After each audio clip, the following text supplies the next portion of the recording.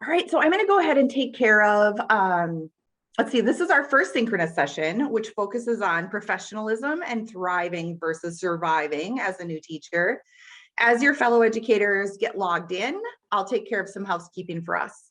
The number one question that we always get is this going to be recorded? And I can tell you that yes, it will be recorded, and we'll make it available to you along with the slides as well. In terms of settings, this is your opportunity to adjust your volume. Please use the chat feature to communicate with us. Participants are muted for this session, and we're looking forward to questions, contributions, and comments in the chat feature. Please be sure to set your chat to all panelists and attendees, which I should probably do now as well. So let's take a moment to do that. Please set your chat to all panelists and attendees, or everyone.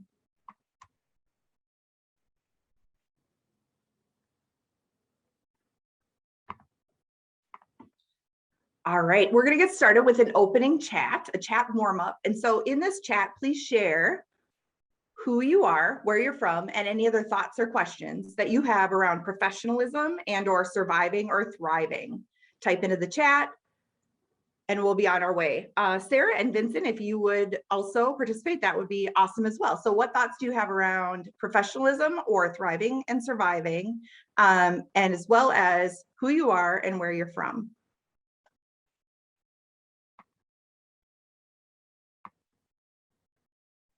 I take a moment to do that myself.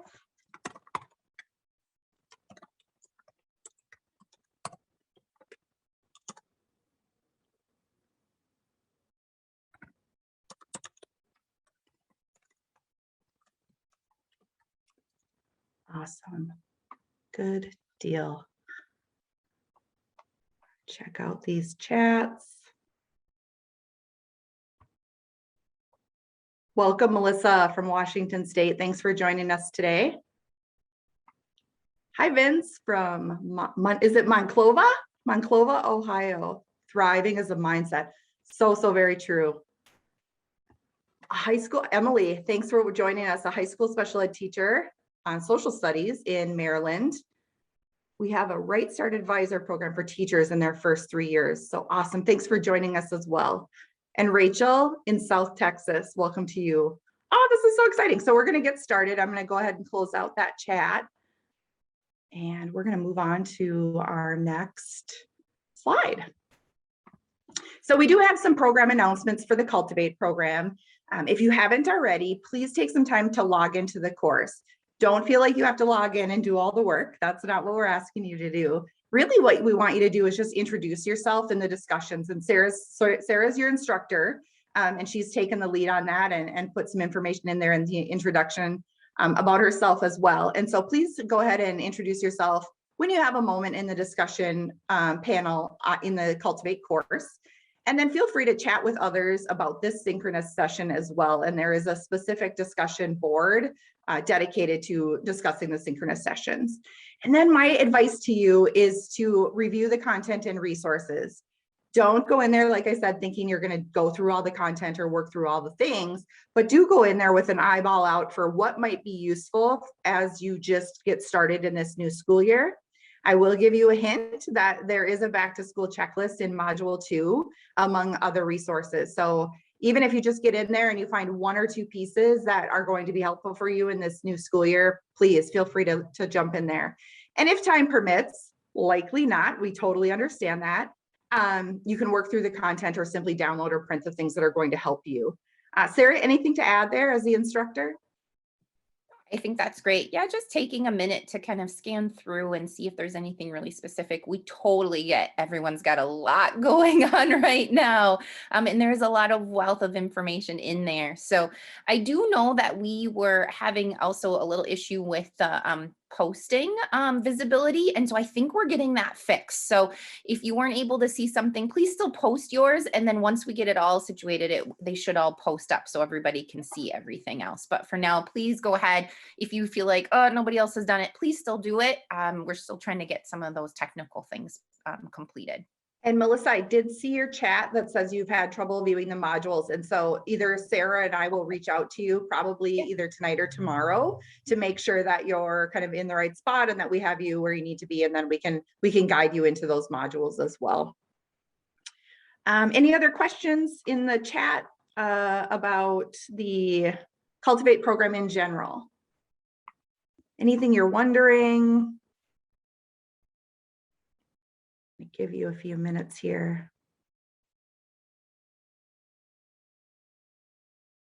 If not, you can always reach out to cultivate@learnersedge.com and we can respond to your questions there. Otherwise, in the program itself, there are also discussion forums for you to speak with other participants on things. So they might have some ideas around certain resources or assignments. And then also there's a chat in there, or a discussion forum in there for you to discuss things specifically with Sarah, the instructor, as well. So feel free to do that as needed.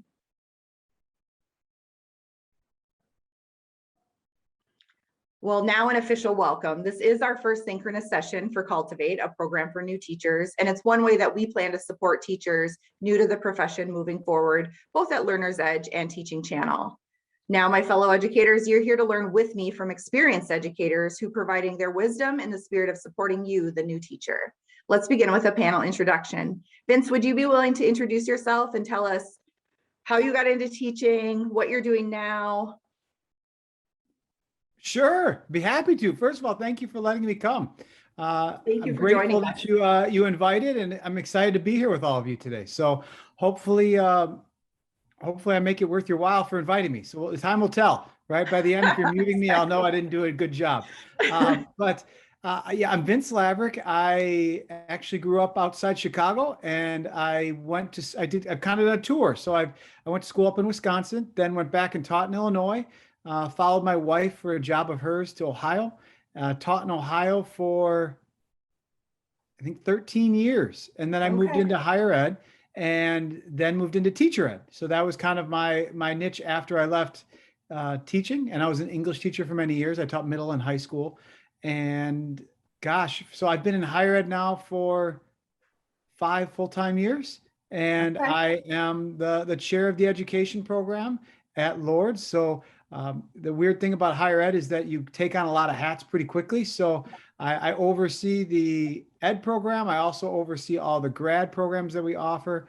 And I do a couple other things at the university, but my true passion is teaching and how we can all become better teachers. And I guess when I say passion, I've realized that it's less is more. So hopefully I have a few ideas. I was told to come with some things at the end, and I hope they're useful. So I'm ready when you need those things. Perfect. Absolutely. Sarah, do you want to introduce yourself? Sure. I'm Sarah Norman. I am from Central Minnesota, and I have been in teaching pretty close to 20 years now. I'm coming up to that landmark year, and I keep thinking to myself, when do I actually go over? I started as a kindergarten teacher in preschool. Early childhood is my background, and then moved into instructional coaching and data specialist, reading interventionist, and all sorts of other roles with that. As teaching, talking about all things teaching and technology and how those work together is for sure my passion. So as always, I'm thrilled to be here with you all tonight and learn with you and through our course as well. It's so fun to get to meet everybody. Yeah, we're so very excited about the Cultivate program. We think it's a great opportunity for new teachers just to have another level of support. It's chaos, and we know that, and we know it's challenging, but we want to be there to help you through as we move into this school year for sure. My name is Keely Keller. I'm the Director of Professional Programs with Learner's Edge. I was a special education teacher for 11 years, and then I went into special education administration for a number of years. During that time, I mentored many new special education teachers and also did quite a bit of professional learning and training with general ed teachers as well. I'm the creator and the facilitator of Cultivate, and I'm your host today. So we are ready to roll into some content, and so excited that you're here. So I wanted to share just a quick meme. So my husband and I, well, I should back up. We had a cabin in northern Minnesota, and my cousin, who's an adult now, and we had little children, and we had the dock over the lake, and we would make up these rules for the kids, and it would be like rule 1021 for the dock, don't run, so there was all these rules that we kind of made up, and we just numbered them oddly. And then last year on my honeymoon, my husband and I went and we hiked in Grand Tetons National Park, and so it was a 6.5-mile hike, and so we were making up life rules. And so we would have life rule 322, always bring extra water, so these kinds of things. And so I was thinking about, maybe we need some rules for new teachers. So I did come up with a couple. I'm going to share those with you, and hopefully they're humorous in some way. So rule 5,123 for new teachers, keep a sense of humor. And rule 719 for new teachers is be ready for anything, as you can see in this meme. So just wanted to share those with you, and maybe we can kind of keep that as a theme as we move through Cultivate, because there's going to be just so much to learn, and it's so very important to keep that sense of humor and laugh when things are funny, and then also just be flexible and take a breath and know that you just need to be ready for anything, and adjust and adapt and can carry on. All right, so again, we're excited to come together around the common goal to support you, the new teacher. Today, we're going to learn a little bit from Sarah, a little bit from Vincent, and then we'll do some Q&A on our topic, which is taking your place in the classroom from student to professional and from surviving to thriving. We're going to do our best to support you tonight and all the way through the program in your first few years as an educator, and even laugh with you. What was that? Rule 5,123, keep a sense of humor. So we will do that. And I know Sarah cracks me up all the time, so we'll probably get to laugh quite a bit. All right, Sarah, I'm going to let you take it away here. I'm going to mute myself, and she's going to just review some ideas that she had around teacher leadership and the new teacher.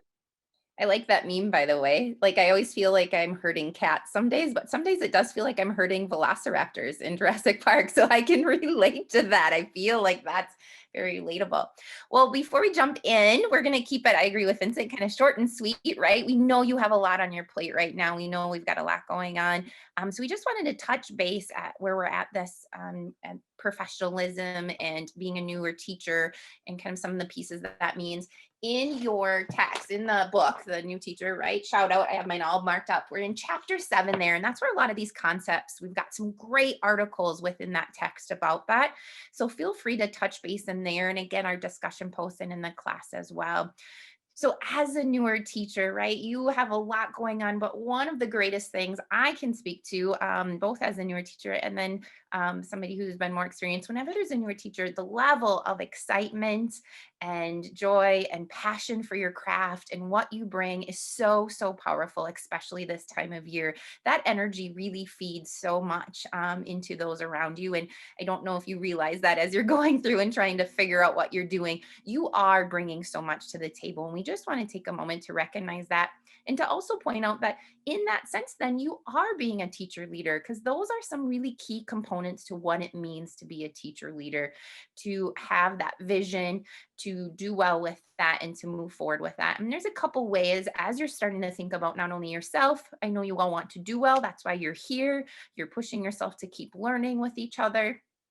And we all want to do well at the position we're doing, not only for our students, to make sure we're being the very best that we can be, but also for your career, right? You're setting the path forward. And some of you might want to do things like go to higher ed or have a career path where you're wanting to take more of a leadership role. So there's a lot of ways we wear a leadership hat in teaching.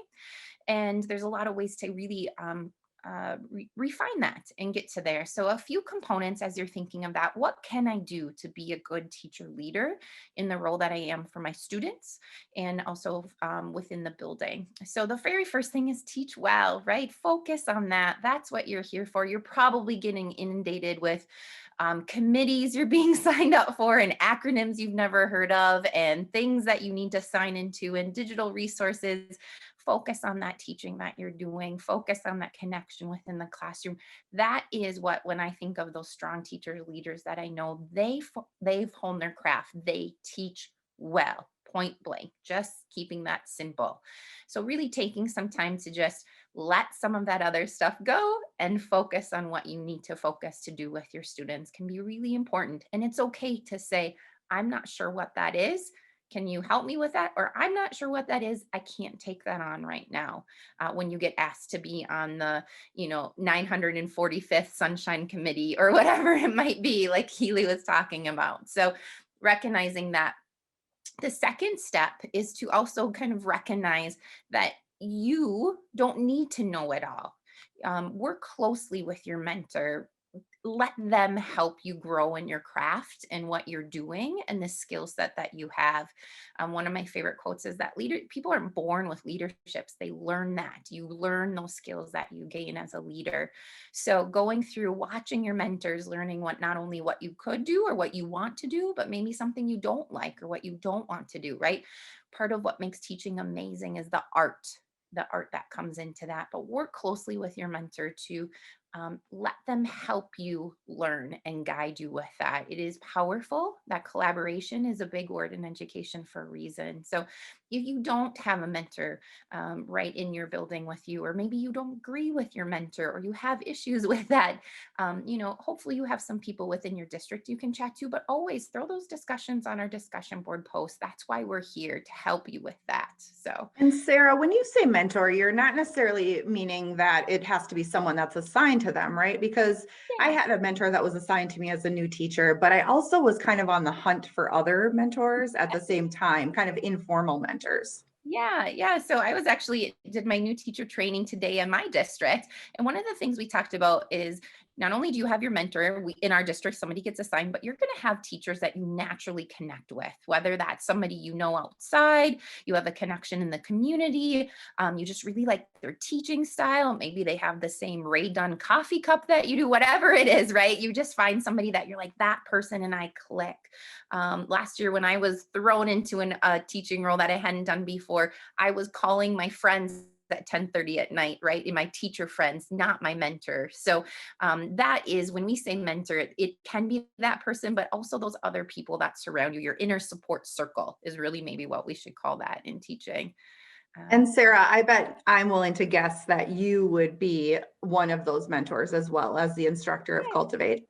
Yeah, it is fun. I am, and that's what I mean. Please, if you need help with something, Keely, myself, Vincent, our guest speakers that come in, we are so thrilled to have everybody here so we can help mentor each other. Because really, I think mentorship is really about learning. We learn alongside of everybody. It's not just somebody gives somebody the knowledge, right? It helps us all do better when we can all be better. So for sure, that is something we're here to help you with. And that's part of why Cultivate is here, to help with that mentorship piece. The next piece is really focusing on building that positive relationship with people. And I'm going to say that not only is that talking about your colleagues and your administration, right? Those are the first couple people we think about. But what you'll notice with strong teacher leaders and strong just teachers and educators in general is they make great connections with all staff.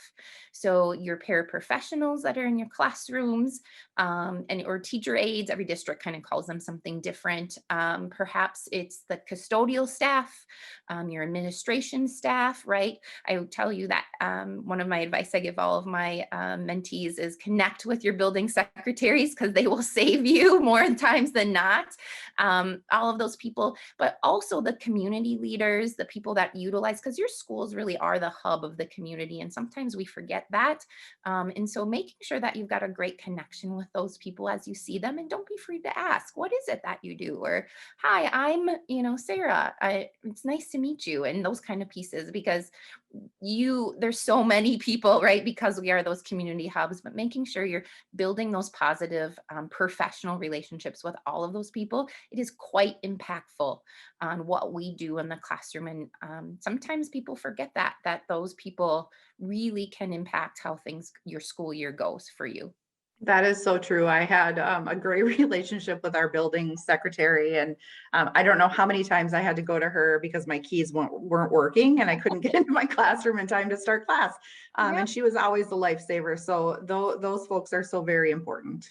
So important, yes. And it just is, it helps create a culture and climate that is positive and professional, which is what we all want. So 100% yes. And with that, then be a good follower, which kind of goes against, right, what we're saying. To be a leader, you need to be a follower, but you do. Being a good follower to me is really about being a good listener, understanding the initiatives in education. We're often given new initiatives. Okay, we're going to launch this program, right? Those pieces, being positive when those things get brought to our plate, taking it in, processing through it, not just saying, oh, I'm not going to do that, or I can't do that, or I won't. It's that growth mindset that we ask of our students. To be a good teacher leader, you're really, really thinking about, okay, how can I be a good learner alongside of a leader? Those two things in my book go hand in hand together. And so in schools, there's always opportunities for that. Lots and lots of ways that that will happen, in ways that you're asked to participate in different things. Don't be afraid to use your voice and come up with those solutions together and brainstorm, but also be willing to brainstorm and come up with solutions together. It goes both ways. The next piece is that keep learning and learn about leadership. It's why you're here, but continue. If that educational leadership, I have my master's in that. If that's something that interests you, learning more about that piece can be so profound and so helpful. Taking other classes, not right away. We're not saying you need to jump on tomorrow and do that, but just if you hear of good books, good articles, I'll send you some different podcasts sometimes, just those little pieces that when everything calms down a little bit, you can kind of listen in and take those tidbits. I'm constantly learning so much about leadership and education, and there's so many wonderful things out there and people who inspire me every day. And I'm thrilled with the course. We touch base on some of them, and we pull that together for you. So you are doing that. You're in the process of working and learning, and that ultimately will help you be the very best you can be. So we've talked a lot about mentorship. We really, we believe in it.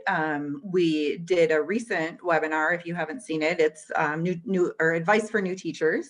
And we did talk a lot in that. And then also in a recent podcast as well, which Claire, I bet, could throw in the chat. And really, we talked a lot about the importance of mentorship from the mentor angle. But I'm wondering, if a new teacher is assigned a mentor, or if they're not assigned a mentor, what are some qualities that make a good mentor? Vince, do you have any ideas about that? Sarah, what are those qualities that are going to be helpful for new teachers in a mentor if they have to search for their own? Sure. I'll say my piece, and then Vince, I'm super curious what you're going to say on this too. For me, I think that biggest piece is the availability. Somebody that is there. There are times in our lives that no matter how great of a teacher we are, we're just not available to do more, and that's okay. So availability. And then that positivity place, I think the energy that somebody brings to it is really, really powerful and impactful. And so those are the two things I'm always looking for. Our content doesn't always have to be aligned. It's helpful. But those for me are my two main pieces: availability, they're able to do it, and then the energy that they're bringing. But Vincent, what do you think about that? Oh boy. So Vince, please call me Vince. For some reason it pops up as Vince, and I think it's my work does that. But Vince, please. I would say two items that I feel very strongly about, and probably some of my research that comes into this. But number one, trust. So a good mentor has to be someone you can trust. And when I say trust, it's not that they're going to agree with everything you say and all that, but that you know the conversations you have are between the two of you. And I think that's very important, because you don't want to have an honest conversation like, I'm really struggling with X, and find out 10 other people find out or told about it, or they're behind your back going, gosh, I can't believe they can't figure this out. Do they not know anything? That honest, that you can be open and sincere. And then that leads into the next one, is that they're open to honest conversations. So that you might disagree with them, you might agree with them, but that's an important piece of that honest conversation of, I don't agree, and here's why. I think those are two important big picture items for me to find the right mentor. Great. Thanks, Vince. That was excellent. All right, Sarah, I'm going to move you on here. Let's talk a little bit about growth opportunities. Yeah. So what's great about growth? And maybe you're thinking, lady, I just am trying to get through each day. I'm not looking to grow any here right now, right? That's okay. Again, we understand that. every day, one of my favorite things somebody told me is there's no more humbling career than teaching. And I think I've said it before in this webinar. Every single day at the end of my day, I'm thinking, okay, what can I do better tomorrow? There is never a day that I've ever been like, nailed it, perfect, I'm out. Like, it's just, that's one of the craziest things about education, is really have that opportunity to grow constantly. And so being aware, growth is really a big piece of that leadership and professionalism, being open to that. Like you heard Vince say, being honest, having those tough conversations. It is hard to be open. We put our hearts out there when we are in the classrooms and in our learning spaces, whether it's online or in person. We are giving it our all. And so sometimes that is a very vulnerable feeling, to be able to say, hey, I am not rock starring this piece right now. I'd like to do better at. You are not alone if you feel that way. A lot of times when we're newer to the profession, we feel those immense pressures to get it all perfect. Remember, you were hired. You've got that role. They wanted you to be there. So take that breath and be okay with saying to your mentor, your advisor, your colleagues, how do you do guided reading? Or I don't get how to get closing circle to work. Or, I'm struggling with this AP class, or this caseload, or these paperwork. I'm not sure what that even means. Those pieces, it's okay to say, this is what I'm having a hard time with. Even jotting it down for yourself so you can look back, because sometimes we're just in the thick of it and we're, it's swirling around. So giving yourself that time to reflect on what your strengths are and also where you want to improve your practice. And then chatting about it, being open, learning about it, kind of connects back to that last slide.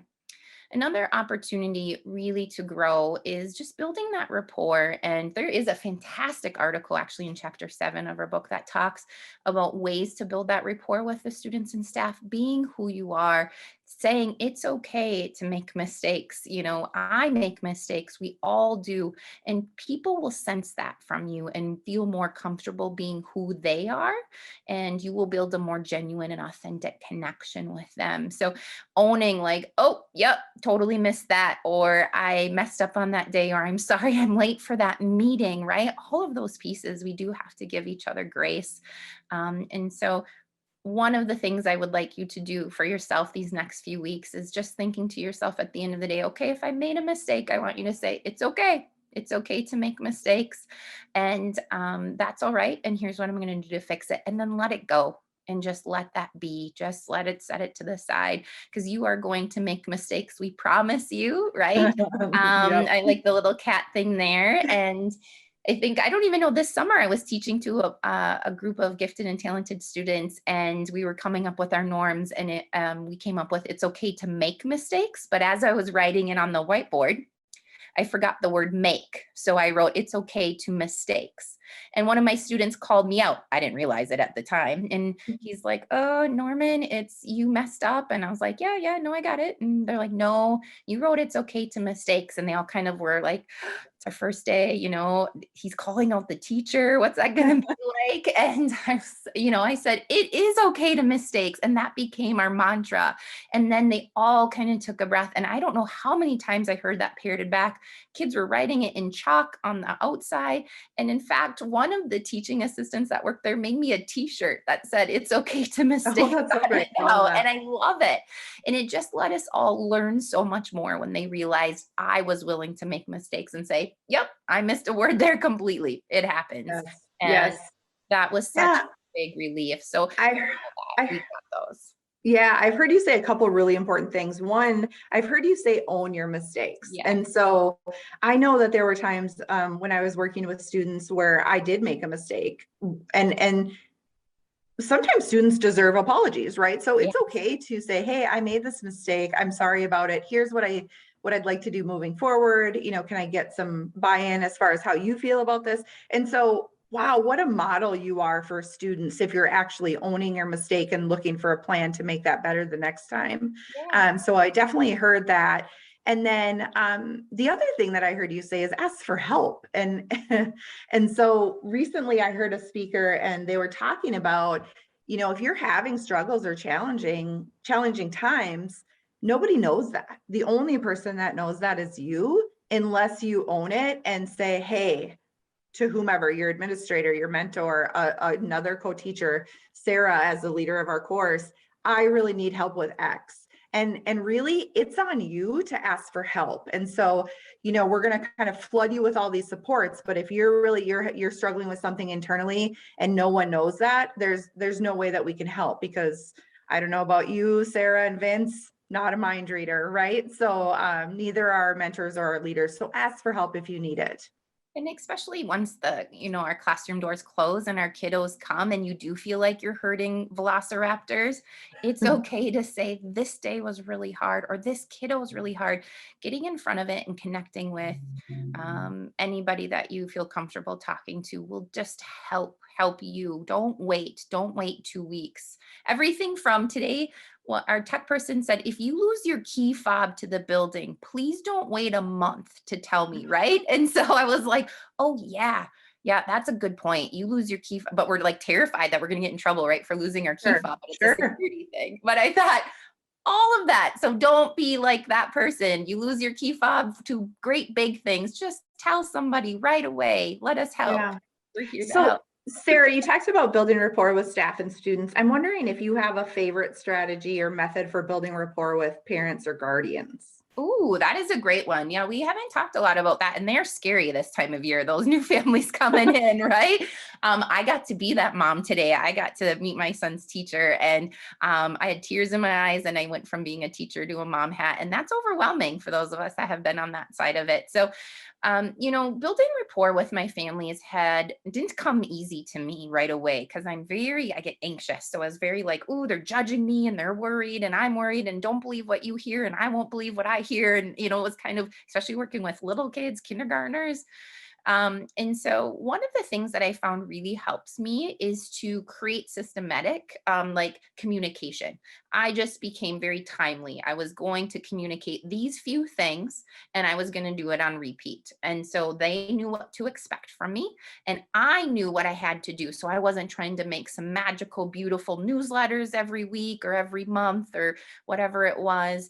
I wanted to make sure that those communication lines were open, but I wasn't overexerting myself trying to do something that wasn't going anywhere. So for me, it was creating a timeline of what am I going to communicate with my families and when, and then I stuck to that, which sometimes was hard because that just doesn't come natural to me. It'll be like the 15th and I'll be like, oh my gosh, I haven't touched base about the start of the new month or whatever.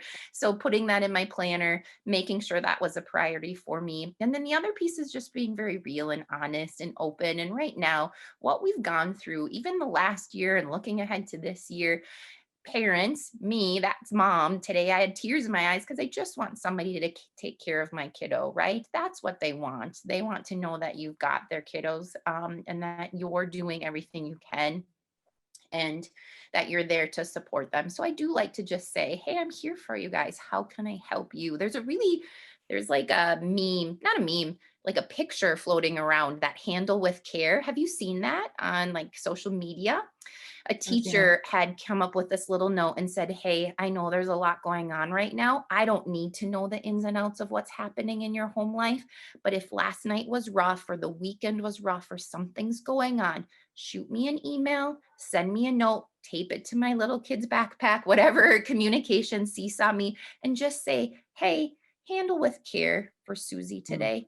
And that let the teacher know that they can just take an extra minute to give Susie that extra connection, hug, recognize that maybe she's going to be tired. And that, I thought, what a great way to open up communication with your families and respect that a lot of people have a lot going on behind the scenes right now.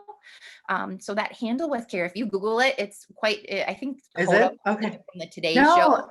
It's like, so that's so great. And for high school students, it might be good for them to advocate for themselves in that way too, right? Middle school and high school students can know when they're not, 100%. And so, maybe there is that opportunity for them to say to the teacher, tough night, handle with care. I haven't had breakfast, handle with care, whatever it might be. And keep it, and then they can still keep it private, because I think that's important too. And so you can say, can I do something to help you? Nope. Just want you to know that handle with care. Okay. Yeah. Wow, But wouldn't, because I just feel like relationships would be so much easier if we knew that up front about the person that we were communicating with or chatting with. yeah, I saw that. I, I thought, what a powerful way to connect to your families. yeah, And from what I'm reading, everybody's like, that's amazing. So yeah. one of the things you're So doing it. yeah, I was a special education coordinator, and as you might imagine, special education is all based on law, and there was a lot of conflict. So I dealt as an administrator with lots of conflict, whether it be between the student and the teacher, or the parent and the teacher, or the parent and the school district, whatever it might be. But two things that were so effective, and one is just always remind the parent and the guardian that the child is the center of any conversations, that you're always going to work to keep that child at the center of any conversations. And then the second thing, and it seems so obvious, but I think when there's conflict, we forget to like engage in just normal social skills. And so just trying to connect with a parent around a common interest. We had a father who had kind of worked his way around our administrative team, and nobody could build a relationship with him. And one of our emotional behavior disorders teachers was very into horses. And it turned out that this gentleman had his own horse ranch, and this was his life and everything horses. And once we realized that that was the connection, this teacher was able to do amazing things, not only with the family, but also with the student. And so it was a really good reminder that, oh, maybe we just want to connect with that parent and figure out, where are the common interests. And one of those common interests is going to be keeping the child at the center. Yeah, I agree completely. And Right. they're not judging you, right? They're there too, worried and overwhelmed too. So just staying together for sure. Yeah.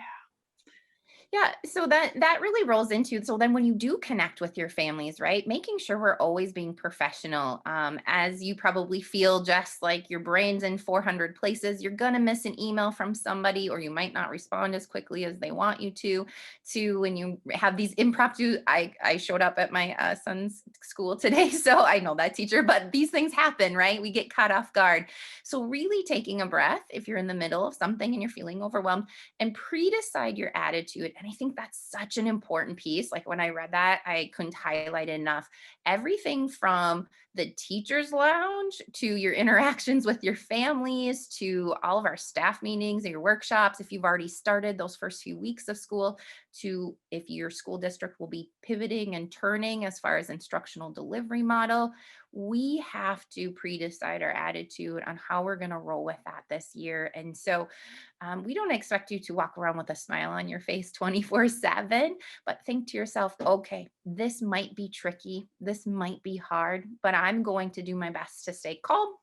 I'm going to process through things. Maybe you can recognize, oh, I need a 24-hour window to process before I talk to everybody.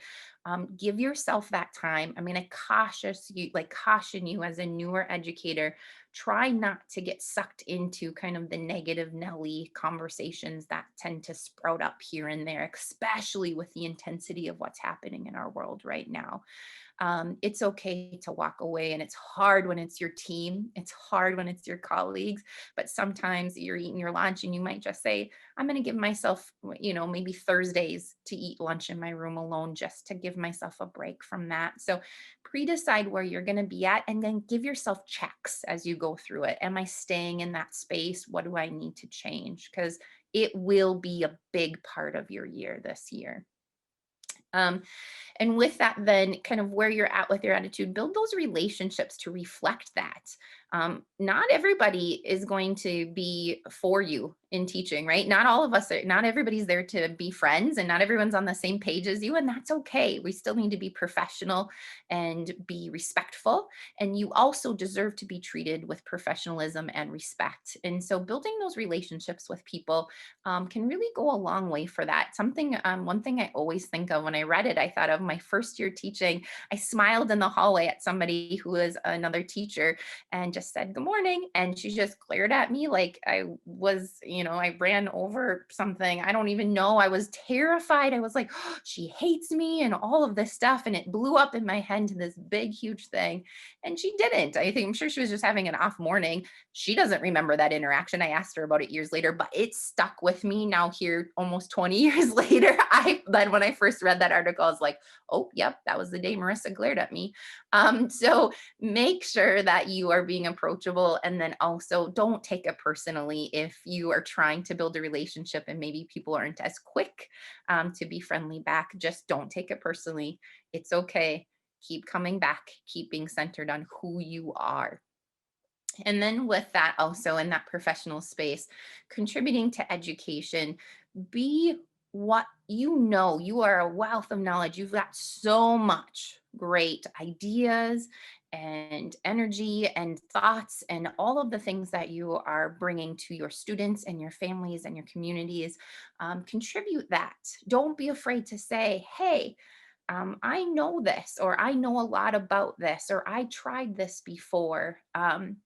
A lot of times as a novice teacher, we're worried to speak up, and we try to downplay our strengths, right? We don't want to be the center of attention, things like that. Don't be afraid to say, hey, I got this, or I can help with this. Leadership does not just mean years of experience.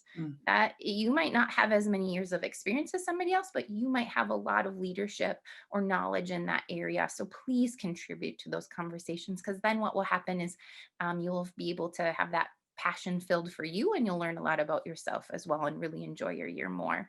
Sarah, that's so interesting that you said that. I remember the glaring teacher. I had everywhere. When I first started teaching, I had 6 students on my caseload, which was a small caseload, but they were all 6th grade boys. Oh. And they all had emotional and behavior disorders. And so I had one student in a particular teacher's class, and she didn't want anything from me. But I kept trying to help the student be successful. And finally, I think she saw that, like, oh, some of these strategies are actually helping this student who she hadn't been able to help on her own. And then the other thing, once she saw me grow as an educator, I started to get involved with the union, and that was her interest. That was where she thought that there was value. And so just by even going to the union meeting, she was like, oh, okay, maybe Keeley does have some great things to offer. And so just by contributing the little things that you may know, whether it be a tech skill or a cool thing to show teachers, or an article that you found in the Cultivate course, any of those things, if you're contributing, those relationships, they're going to start to see you as a contributor, and it's going to help to strengthen those relationships as well. Completely. And what works for you. Don't be, it's not just something we've learned in the profession. It's like, hey, as a person, this doesn't work for me as a student. So Wait, are we people? We're people, right? I know, right? Sometimes that's forgotten. I was in a meeting the other day, and I sent a message to my friend. I was like, I make a really bad student some days, but it's because I could recognize where I was in my anxiety and my list. And I was like, ooh. And so it's okay to say, hey, this kiddo, I resonate, or I have one of my own children has something similar, whether it's a gift or something they struggle with, or I've worked with a student, or I nannied for a family. So it's not necessarily what you've done in the professional educational space. Use your expertise and who you are, and project that confidence. Be proud. Like we said, you're hired. You are in this job. You've got that role. Be so proud of who you are and what you bring to the table, because your voice is really, really important. So we want to make sure that you're not only using your voice, but recognizing that there are other people around you as well, and be willing to be a team player. I will say it once, and I will say it a million times. If you ask me some of the most important things you can do as a teacher, I will tell you this: connect with the paraprofessionals, or teachers' assistants, or teachers' aides, or whatever your district calls them. They have some of the best educational knowledge and expertise and advice and survival and thriving skills. I mean, that's one of my biggest things. I am not the teacher in the classroom. We are all teachers in this classroom, including my students, right? We're all learners together, but don't not be a team player, and make sure you're connecting with those people in not only that inner circle, but also those other people that sometimes people they miss out a lot on that. Yeah. So I see this next bullet, project confidence. And I can't wait to hear what you have to say about it, because I feel like, we've gotten a lot of questions from new teachers. And one of the common questions is, actually, I think we're going to talk about it at the end, maybe. There are so many things to remember. It's so overwhelming. I'm overwhelmed. I'm nervous. How can I project confidence to my students or my colleagues when I'm as nervous as I am? Right. And I think I'd be curious, Vincent, too, in your experience, what you would think on this. For me, like I said, my confidence comes from owning that I don't know everything. And so I feel more confident when I just am me and just can give people grace and I give myself grace. So that's one of the ways that I feel that I can project the most confidence. Vincent, what do you think about that? If somebody said, how do you project confidence? Or Vince, It's the sorry, same I thing I just see tell your my little intake. it's what I tell my children. It's fake it till you make it, right? I mean, you got to get up there and do it and act like you know what you're doing, because you know what? Most people don't. And I think once you accept that you're surrounded by people who are just doing the best they can and you're doing the best you can, you believe in yourself a little more. So, and then as you start doing things correctly, you start to have more confidence. Now you're not faking it. You actually do believe in yourself. So I'm a big believer in that.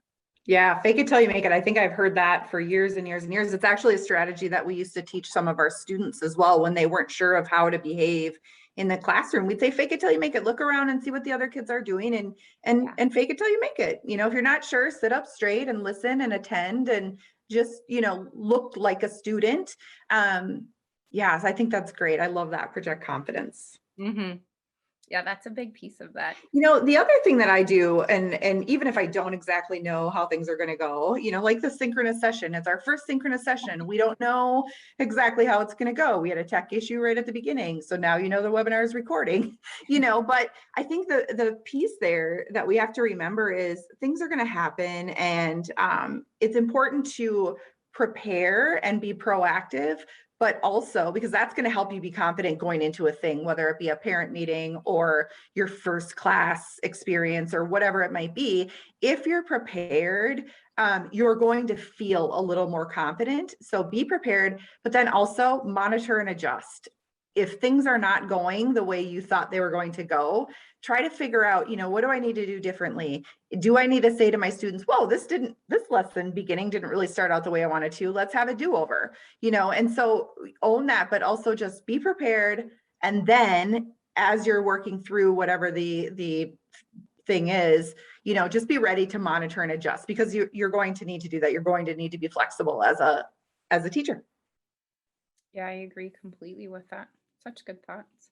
And that monitoring, you know, that kind of rolls into that with that team player piece as well, saying, again, your students are your team, your colleagues are your team, your families are your team, your administrators on your team. You're not alone. And sometimes it feels very isolated, right? We talk about silos a lot in education, and it can be hard to connect with those teams. But a lot of times the people you see the most are your students. So like, I appreciate what Keely said, you know, that didn't go well. So let's just talk about it. No judgment. Like, let's talk about it. What do we got to do differently? Because here's what we need to be doing.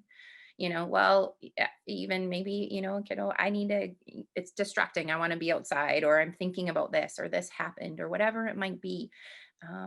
It's okay to do those things and to be a team player and modify and adjust as you go. Yeah, I think all that shows a good authenticity level too. I mean, then if you're doing that, if you're owning your mistakes, or if you're saying, whoa, I'm really nervous about this, you're being authentic. And that's what students and families and colleagues want. They want the real you. So know that. Yeah, when we, like I said, I had my mom hat on today, and when we went and saw my son's teacher, she's like, hey, buddy, I'm really nervous too. And you could just see my son like, you are? She's like, yeah. It's like, oh, I am too. So that just, I mean, just having somebody to be, for us to connect with and feel the same with really is powerful, whether it's a preschool student all the way through a high school student, or even as an adult, as a parent, right? Those pieces, it's nice to know that somebody's with you on that. And it's okay it's normal to feel what we're feeling. So what you're feeling right now is normal too, as a newer teacher. So Sarah, let's talk a little bit about balance. And Vince, I would love your thoughts here. Do your job well, you have, which I think we've talked about before, like teach well, right? yeah. Keep the student at the center. But there's all these things that are going to be coming at you as an educator, and specifically as a new teacher. So I'm curious, Vince, do you have a strategy for work-life balance that works well for you? Or Sarah, do you have one that works well for you? Yeah. I'm super excited, Vince, to hear what your thoughts on this are too. My thing, I think balance is a hard word. I watched a video, I think it was Simon Sinek actually, who talked about the balance kind of says there's work and there's life. And it's like, no, it's work and it's life together. And we have to figure out how to navigate both. It's not about like, ooh, equal parts or whatever. And I Right. just found that to be really profound. And because it is, but in teaching, we have to be honest and say burnout is a real thing. And teachers are leaving the profession because they're feeling overwhelmed. And we need to be recognizing that and supporting ourselves. And then you throw in a pandemic and all of the things that are happening in this world.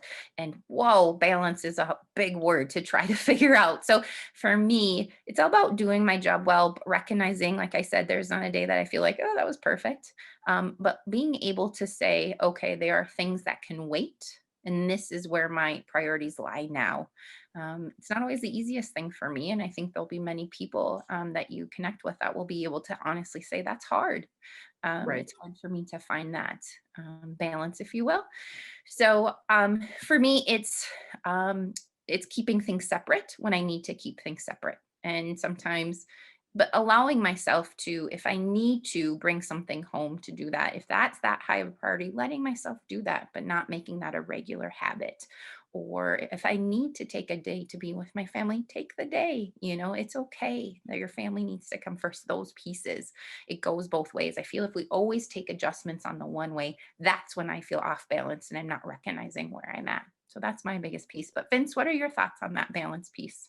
Oh, I don't know if I'm the best person to answer this one. I feel like I never have anything figured out. But honestly, the most important thing I've learned in my life is you need to take some time for yourself every day and get away from everything. And so I actually have about an hour every day where I disconnect. I go away. I run every day. I get up in the morning. When I was a teacher, I get up at 4:30 and go for a run so I could be at school by 7. And now I don't have to be at work so early. I have to be there by 9. So I get up at 6. It's kind of nice, but I still get up early every morning and I get away, but there's no phone, no noise. There's no one out there and I'm all by myself. And it's my time where I figure things out and I don't have children to worry about. I don't have school to worry about. My phone's not ringing and I can't check my email. And I found that you really need to disconnect from technology. That's the Yes. thing that sucks your life away. And I'm not saying in a bad way, but if you have your work email on your phone, you're going to check it. And you never get to turn away and you have to get away or You do. you never relax, right? You're always like, because no matter how much work you do, guess what? There's always more. Oh, work there's to do. more. So there's no reward on trying to answer every email as it comes in. Sometimes if emails come in on Friday, you don't get to it till Monday, and that's okay. But it does come back though, communication with all your people, that's how I operate. So if you email me on Friday, you're not gonna get one till Monday. Just know, as long as they know that, that's my key. So. Perfect. Thanks for that. I love that you're taking time in the morning. I actually just heard a talk this weekend about what you do first matters. And they were talking about morning routines. And it just really got me thinking because I love coffee, as probably most teachers. So when I get up in the morning, I make myself my creamer with a little bit of coffee. And then I was going to sit on the couch and I would turn on the news. What? Bad idea. Bad idea. So when I heard that, I was like, okay, I'm going to reframe my mornings. And so now I'm trying to find a new routine because what you do first does matter. It matters in the classroom. It matters in the morning. So think about that. And I like the idea, Vince, of setting a daily thing that occurs, and it could be a weekly thing. I used to work with a behavior professional who SelfCare Sunday, nothing, he would do nothing other than take care of himself on Sunday, whatever that meant. If it meant meal prepping or, exercising or going for a walk or whatever it might be, but Sunday was about self-care. And for me, it's useful to do just little things. Like I remember when I was a special education administrator and would come home, I was a single mom as well. And my kids would be ready. They're like waiting for me to walk in the door. And I'm like, my head's about ready to explode. And I would just go say, hey, I need 5. And I would literally go lay on my bed for 5 minutes to just take 5. And it just allowed me to transition from work to home. And it was so useful. And then because I had built that as a consistent routine, the kids knew what I was doing, and they knew that after 5-10 minutes, maybe 10, I'd get to them and then we'd have dinner and move on with our night. But those routines are really, really important. And I just want to say one thing quick too. sometimes it feels overwhelming and we feel like we need to do really large, grandiose self-care things, right? And last year when I got thrown into teaching 5th grade 2 days before school started, I don't think I slept much that first month, nor did I do self-care. And so when I was starting, I started with a glass of water. I started my day with a glass of water and some quiet. I always had a glass of water at lunch and some quiet, and then again in the evening. So please know if you're like, child, I'm not running for an hour right now. That is not on my ability list. We get that. We understand that. If anything else, give yourself a glass of water. I love me some coffee too. So, but I had to do a glass of water first to try to keep that healthy because I knew that was better for me overall. And I just gave myself those periods because otherwise I was blowing through it. I was waking up going, I ran through lunch, I shoved something, like it was just craziness that first month. So if nothing else for the next few weeks, take some time, even if it's just for a glass of water, a quick walk, take some time to breathe some fresh air. We want you to have more time for yourself, and hopefully you can work up to that, and it'll ebb and flow throughout your year as well. But if you do just need to have a day where all you can get is a glass of water or a 5-minute lay down on a couch, it's okay to say that, or shut your door to your classroom at the end of the day. And I used to turn my lights out and just decompress, radio off my car ride home, right? You need to do what works for you, and that's an okay place to be.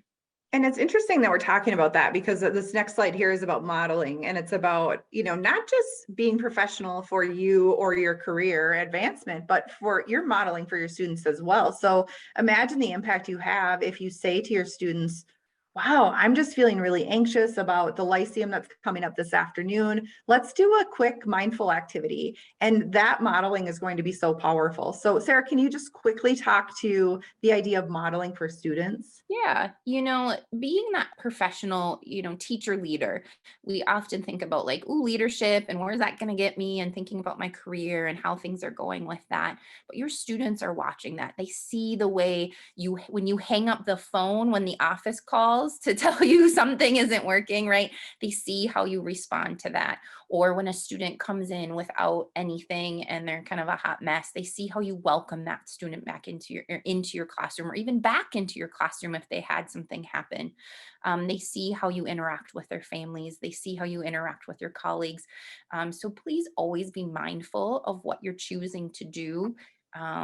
And because they're absorbing that, because that is leading for them, and that is modeling for your students as well.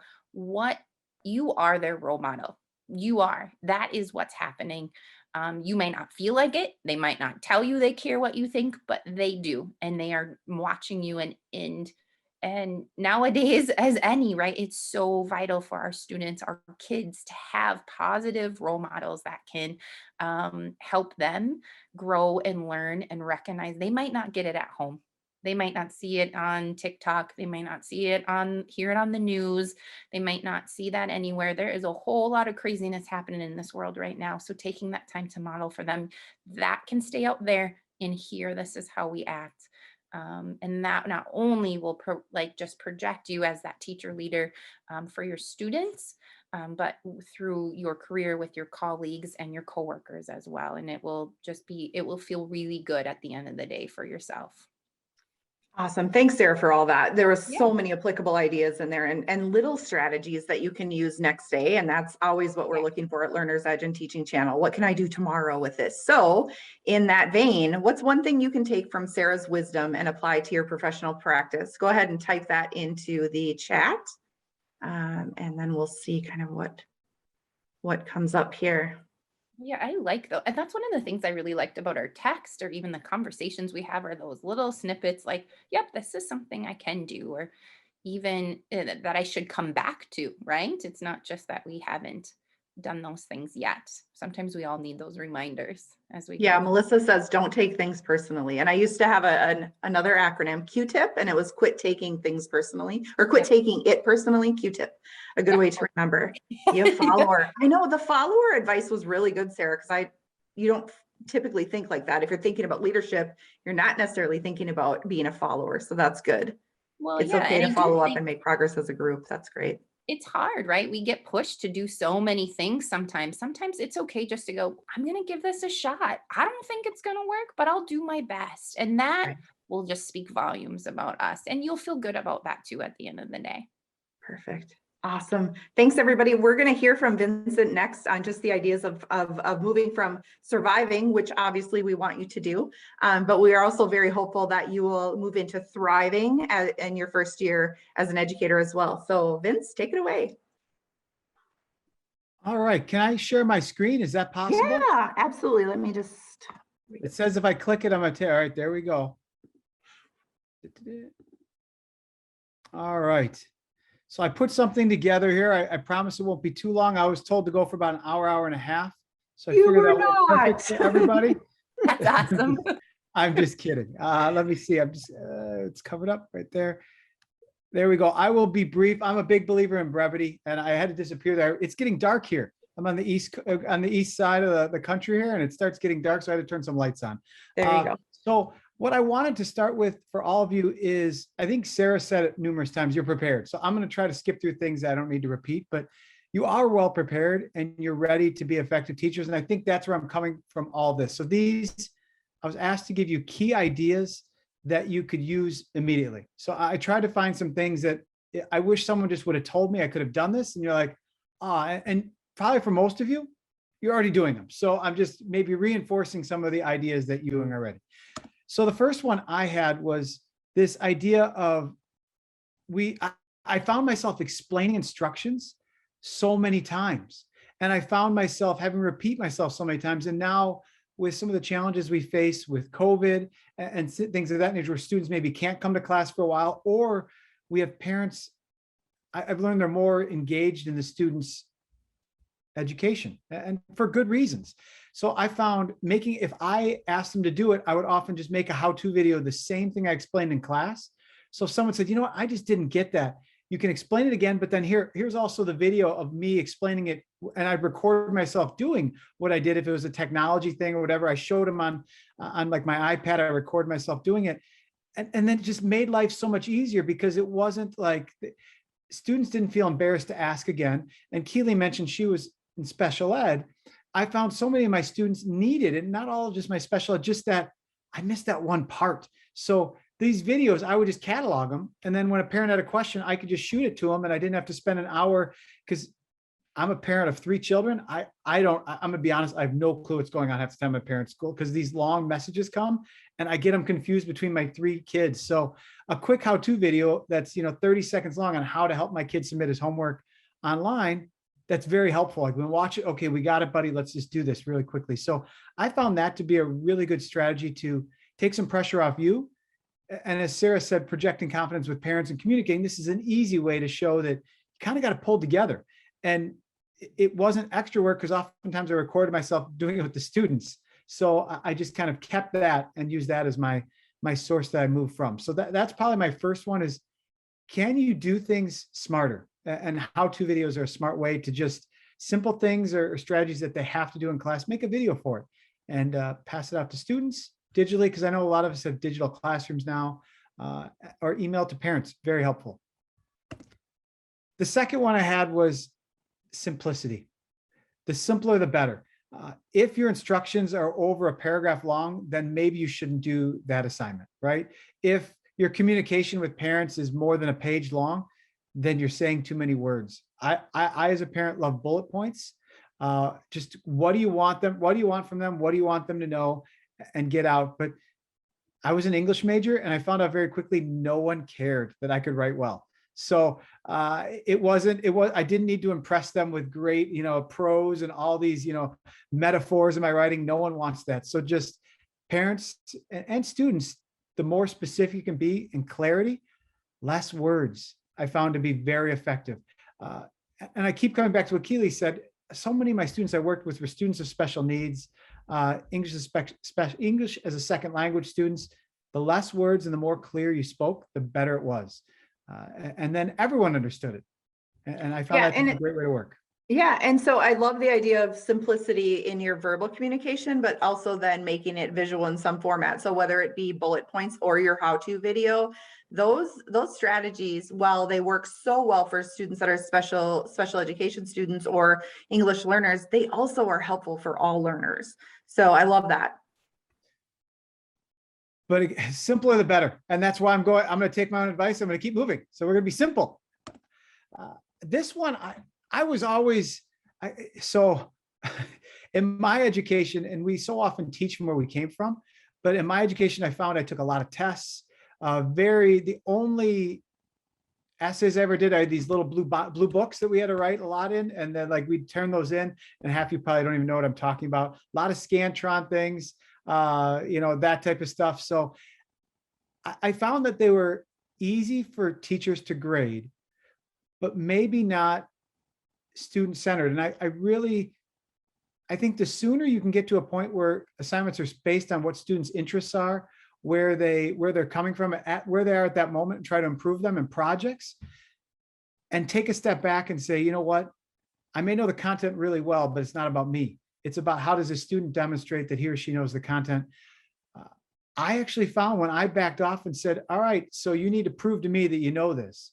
And as an English teacher, I used to have them write all these essays. Now, do they have to be able to write essays? Sure, because that's a skill that they need.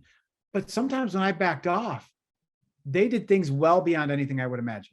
And they came up with more complicated assignments than I would have ever assigned them. And that was great. So, and then even better, I was like, okay, how should we grade this? And then let them kind of understand the assessment part, but understanding that I didn't need to be everything in the classroom. Sometimes I could take a step back. Now, I know if you're an early childhood, you're going, he's crazy, because, out of chaos, right? And I understand that part. There needs to be a little more structure, but I work sometimes with seniors who had some developed ideas and then some really interesting approaches. And for someone, it might be drawing a comic book out to help me understand. For some other people, they acted out and they filmed it, and they made these wonderful movies that I never could have imagined. And others just wanted to write a paper because that's where they were at. Interesting. My daughter right now is in an AP class. I don't know why, but that she chose to do it. And she said to me, it was actually last night. She said, I don't like that I have to do these guided notes for the teacher. I want to create this like picture diagram with all these things going on. And that's where my brain works. And she goes, what should I do? I said, well, tell your teacher that's what you want to do. That's way beyond what he's asking. So why don't you, ask if you can do something beyond? He's not going to say no. And she did. And she came today, he said that was fine. So sometimes when we take a step back and allow them to help them learn, I think that's an important place to be, but really building things around students. And if we have students who are a bit behind in some areas, it allows them to create assignments that are where they're at. And everyone demonstrates their understanding in different ways. And I found that when I came to that conclusion in life, I found I was more thriving than surviving as a teacher. And I wasn't as frustrated. And I could communicate that more effectively to parents than just saying, well, they got to be because they got to be. The holistic rating. So Right. It was really effective for me. These ideas of student-centered assignments and putting the teacher more in the facilitator or coach role is so important to both building student ownership in their learning and also engagement. So even if you're only able to do one student-centered assignment a week or something, do something so that students have a choice and they get to drive their own learning. And I put in the chat feature, but this is the core of what authentic learning is, right? And you often will hear people throw that term around in education. And so if you're like, what does that even mean? This is what they're talking about. Exactly what Vince is saying is spot on. And so if you hear somebody talking about authentic learning, this is it. So for sure, we want you to do that. And then you can connect that to your administrator. Oh, I'm doing authentic learning. That's why the room looks the way it does. Because for some people, it's a little scary. Oh yeah, and it looks like chaos sometimes, and we have to acknowledge that. And it's not the quiet, perfect classroom with rows all the time, and that can be scary to some people. So it is a lot. You're giving up control, and that's a scary moment. But I'm going to keep my simplistic idea. I'm going to keep going. This one I found. I think we already. I'm not going to spend a long time on this. Sarah hit this very well. Finding mentors. You have so many resources available to you. Use them. Use your mentors. Use your students. I can't tell you how many times in a class I'd be like, I can't figure out how to get this work. And a student come up and show me, right? And it's amazing when you demonstrate weakness, then they're not as scared to demonstrate weakness in front of you in some spots. So use all the resources you have, including, I was really good at using parents and guardians and sisters, because they have skills. And all of a sudden you're like, I remember when years ago, I taught at a school of poverty, and I was teaching sophomores. So they're just getting to be right around 16, they can get jobs.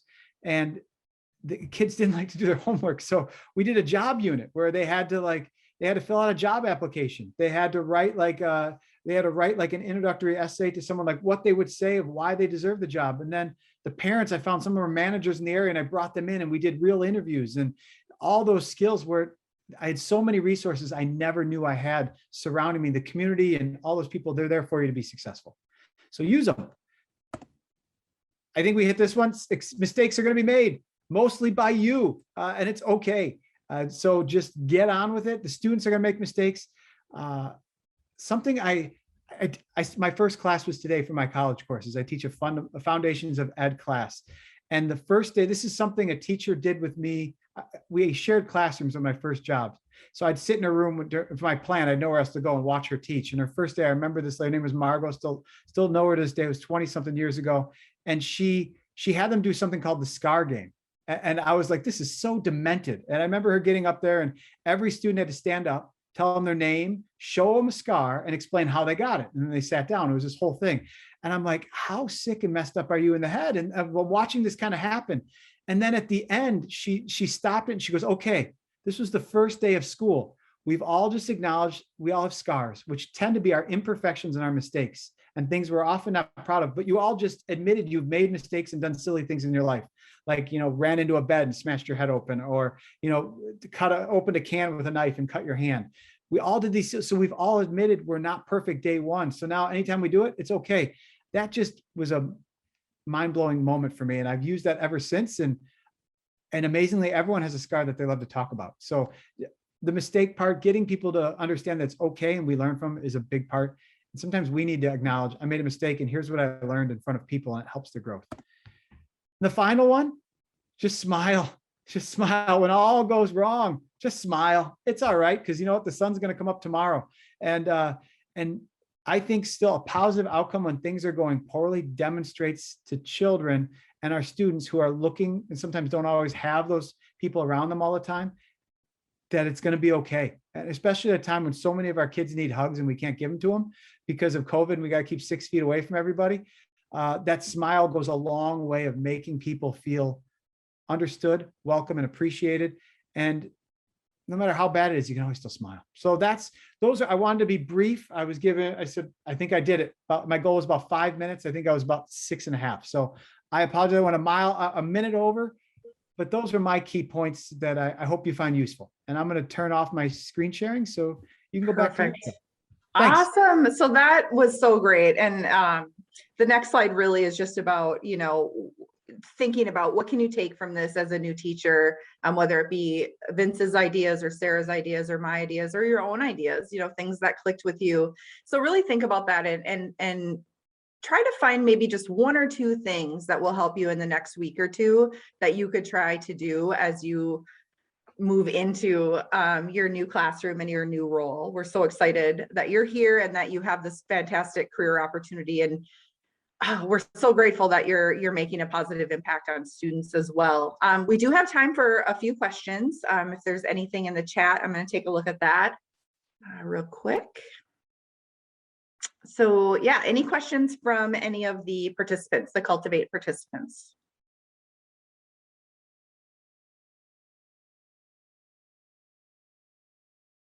I'm going to give them some time to type in the chat. Wait time is one of the one of the hardest things, and we've learned over the last year or 2 that wait time is even harder when you're using technology. It's just so interesting.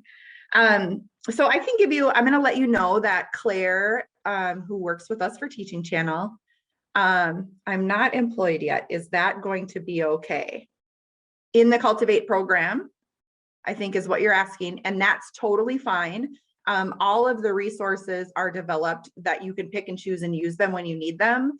And then the other piece is you might find some ideas or maybe some mentorship that's going to help you figure out how to move into a teaching role.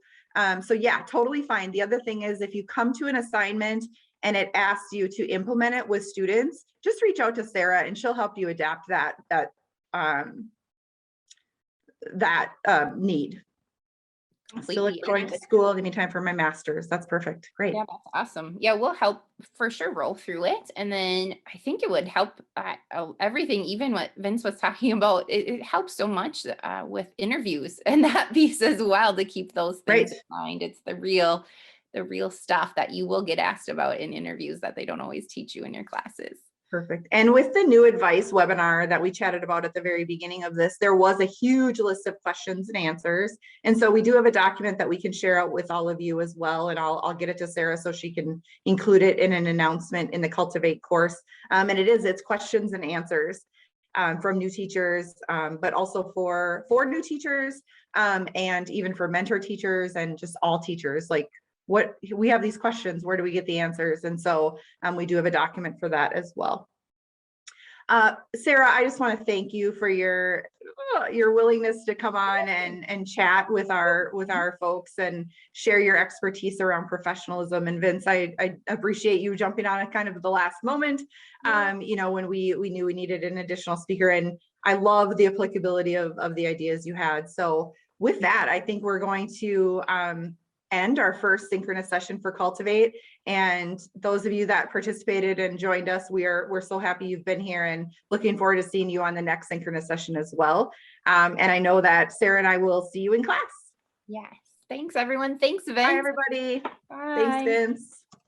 Thank you. Thanks for having me. Have a great night. You yes, too. you too.